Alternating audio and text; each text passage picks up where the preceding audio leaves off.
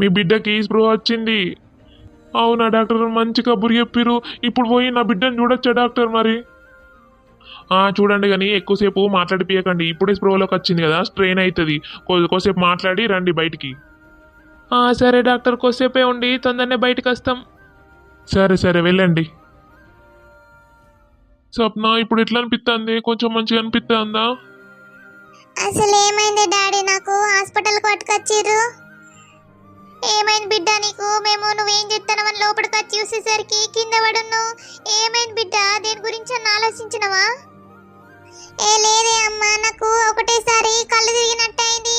ఇక మిమ్మల్ని పిలిచే అంత ఓపిక కూడా లేకుండేనే అట్నే పడిపోయినా. ఇప్పుడు ఎట్లా అనిపిస్తుంది సప్న మరి? కొంచెం మంచిగానే అనిపిస్తుంది అవ్వా, కానీ నీరసంగా అనిపిస్తుంది.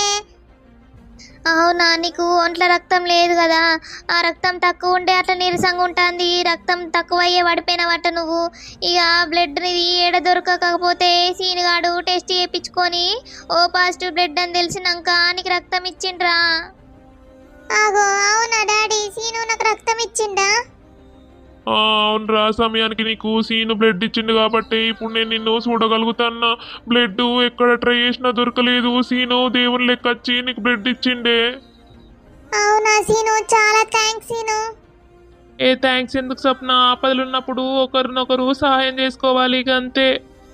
బిడ్డ ఏమన్నా జ్యూస్ తాగుతావా? దాన్ని తెప్పిమనన్నా. అదే అమ్మా, నాకు ఇప్పుడు ఏం తాగబుద్ధి అయితే లేదు, ఏం తినబుద్ధి అయితే లేదు.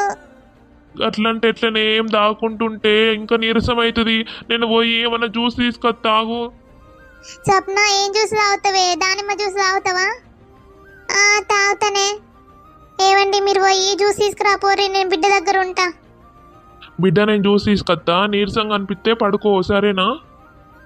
సరే డాడీ. మీకు నేను ఏం చెప్పిన, పేషెంట్ని ఎక్కువసేపు డిస్టర్బ్ చేయకండి. పేషెంట్ ఇప్పుడే స్ప్రోలోకి వచ్చింది కదా, కొంచెం స్ట్రెయిన్ అవుతుంది. బయటికి వెళ్ళండి, ఎవరన్నా ఒక్కరు ఉండండి ఇక్కడ. సరే డాక్టర్, నేను ఉంటా. ఒక్కరే ఉండాలి ఇక్కడ, మిగతా వాళ్ళు బయటికి వెళ్ళండి. అమ్మ, నేను సీన్ తోటి కొంచెం మాట్లాడాలి. ఏం మాట్లాడతావు ఇప్పుడు?